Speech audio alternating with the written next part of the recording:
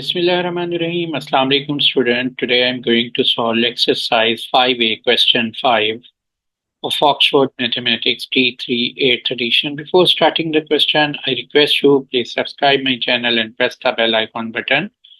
Let's start question number 5. The vertices of triangle ABC are -4, -2, B 8, -2 and Q2 6. Find the perimeter area of the triangle.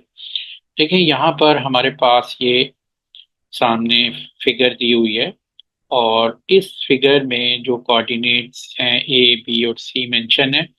आपने इस triangle का perimeter जो है वो calculate करना है।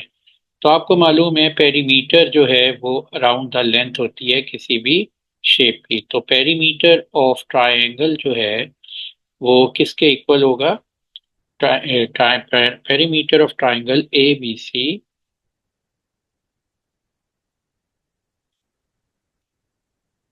इक्वल होगा length of A B plus length of B C plus length of A C. अब इन तीनों लेंथ्स को आप कैलकुलेट करेंगे तो आपका पेरीमीटर जो है वो कैलकुलेट हो जाएगा। इसी तरीके से एरिया जो है, एरिया ऑफ ट्राइंगल किसके इक्वल होता है?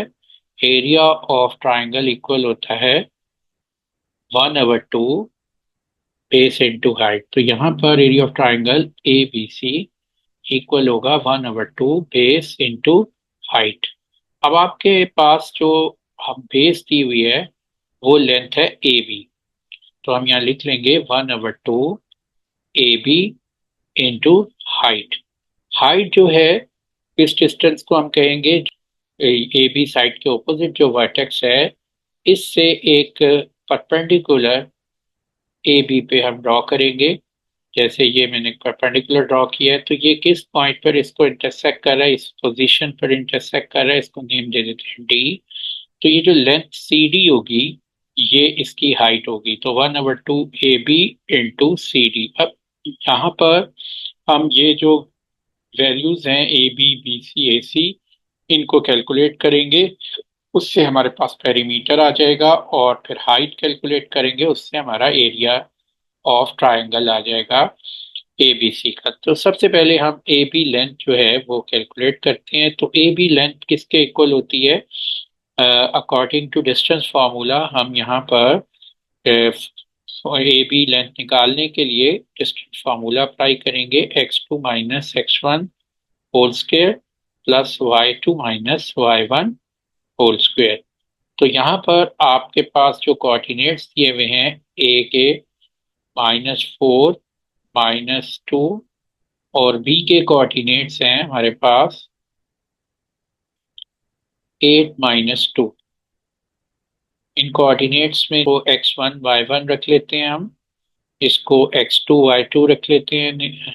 हम कोऑर्डिनेट्स ए के कोऑर्डिनेट्स को हमने x1 y1 रख लिया और बी के कोऑर्डिनेट को x2 y2 रख लिया। अब इसके अकॉर्डिंग हम इसका डिस्टेंस फाइंड कर लेंगे।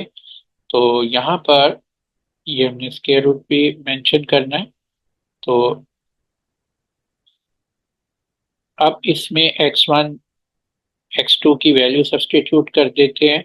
x2 यहाँ पर है 8 और x1 कितना दिया हुआ है -4।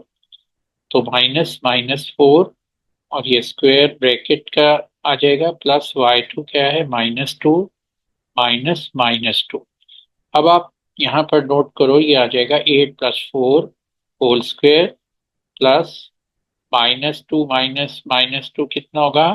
माइनस माइनस प्लस हो जाएगा होल स्क्वायर और ये वैल्यू बन जाएगी 12 स्क्वायर और ये वैल्यू आ जाएगी 0। और यहाँ हम लिख सकते हैं 12 स्क्वायर और हम यहाँ स्क्वायर रूट भी ले लेते हैं सब में।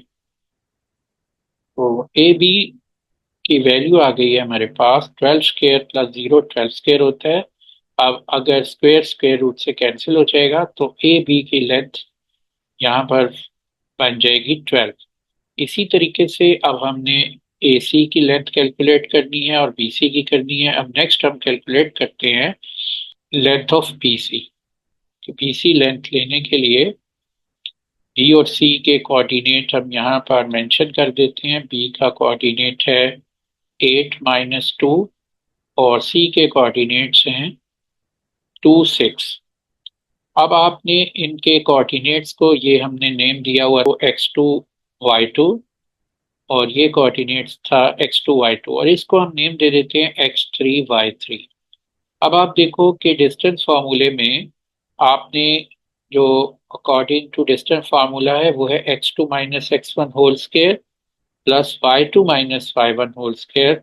तो उसके अकॉर्डिंग अगर मैं यहाँ पर x की रिप्लेस पे यहाँ पर इस फॉर्मूले को मैं ऐसे लिख सकता हूँ x3 minus x2 whole square plus y3 minus y2 whole square.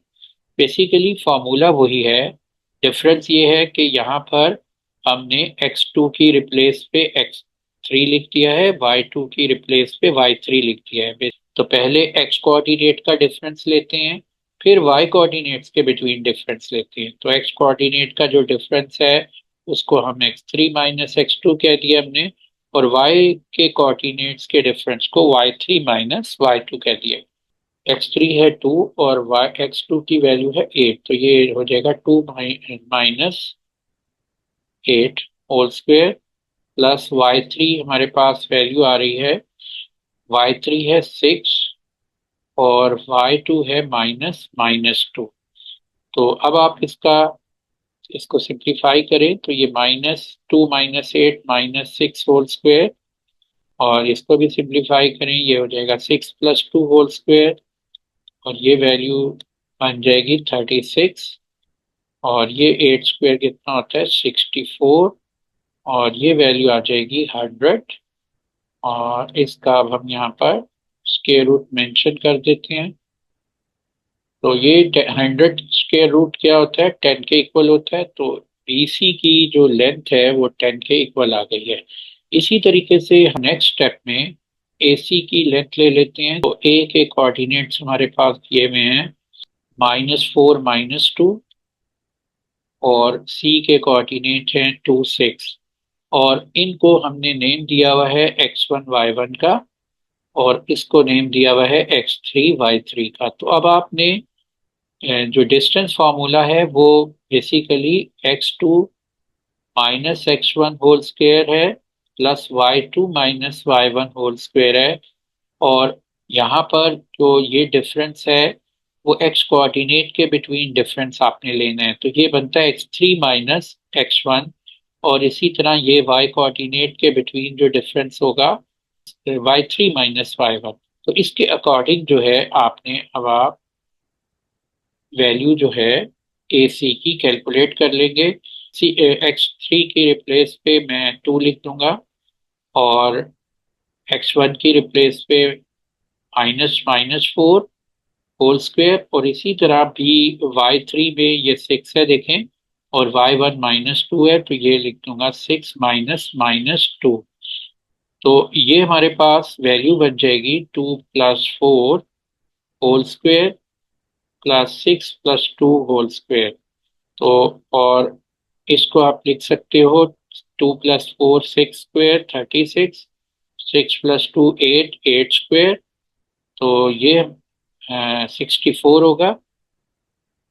तो AC की लेंथ आ गई है 100 स्क्वायर रूट। तो स्क्वायर रूट ऑफ 100 किसके इक्वल होता है 10 के इक्वल होता है, तो ये AC की वैल्यू आ जाएगी 10। एब्सलूट वैल्यू लिखने का मकसद होता है डिस्टेंस हमेशा पॉजिटिव वैल्यू में लेना है।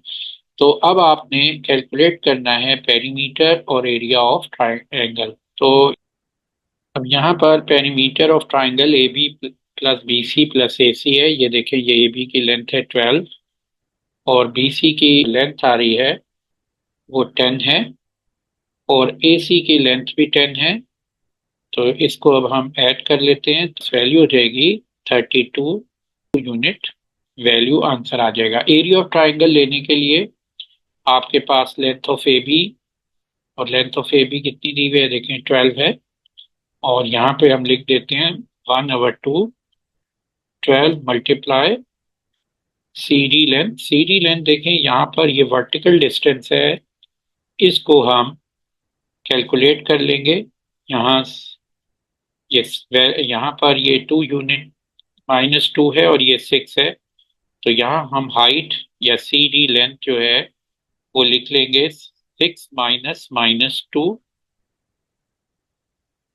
तो ये वैल्यू बन जाती है 6 + 2 = 8। अगर आप कैलकुलेट करेंगे इनको बॉक्स के जरिए तो ये देखें, ये 1 सेंटीमीटर 2 का बॉक्स है, 2 4 6 8। तो ये लेंथ ऑफ सी डी 8 आ गई है, यहाँ मेंशन कर देते हैं length of C D is 8। और ये हम इसको डिवाइड कर लेते हैं, 2 × 4 = 8, 12 × 4 48 यूनिट स्क्वायर। तो ये हमारा एरिया एंड पेरीमीटर कैलकुलेट हो गया है। Question 5 part second, hence find the length of perpendicular from A to B C. देखें, आपने ये लेंथ बी सी है और इस बी सी से, इस ए से बी सी की तरफ जो परपेंडिकुलर ड्रॉ होता है उसकी हाइट कैलकुलेट करनी है। सपोज ये परपेंडिकुलर है, इसकी हाइट आपने कैलकुलेट करनी है। तो कैसे कैलकुलेट करेंगे कि एरिया ऑफ ट्राइंगल का फॉर्मूला हम यूज करेंगे। Area of triangle A B C equal होता है 1/2 बेस इंटू हाइट। अब यहाँ पर ये देखें, ऐसे केस में अगर height from A to B C लिखनी है तो ऐसे में बी सी बेस आप ले लें और हाइट इस बी सी के अगेंस्ट जो हाइट बनती है वो आप लिखेंगे। तो ये हो जाएगा 1/2 बी सी, ये लेंथ लेंगे और हाइट, इस हाइट को हम नेम दे देते हैं सपोज H2। तो ये यहाँ पर this is the H2 height. तो ये हाइट आप लेंगे और इसको आपने कैलकुलेट करना है, इस परपेंडिकुलर डिस्टेंस को from A to B C. और एरिया ऑफ ट्राइंगल ऑलरेडी हम इस पूरी ट्राइंगल का एरिया फाइंड कर चुके हैं, वो 48 है। तो जहन में रखें, एरिया ऑफ ट्राइंगल अगर आप ए बी बेस के साथ लेके करेंगे, A B base into against the side, या आप कोई भी बेस लेके हाइट के साथ करेंगे वो सेम ही रहता है। तो इसलिए ये ए बी सी 48 लिख दिया और ये 1/2 B C into height H2। और बी सी की लेंथ हम ऑलरेडी कैलकुलेट कर चुके हैं, 10 यूनिट वैल्यू थी। तो यहाँ हम लिख देते हैं 1/2 into B C length is 10 into H2 और ये है 48। तो ये हम इसको यहाँ पर H2 लिख देते हैं और 48 × 2/10 कर देते हैं। ये शिफ्ट कर दिया 10/2 को राइट से लेफ्ट पे। तो ये वैल्यू आ गई है 96/10। तो इसको आप 10 से जब डिवाइड करेंगे तो ये वैल्यू बन जाएगी हमारे पास H2 = 9.6। ये आंसर आ गया इस पार्ट सेकंड का।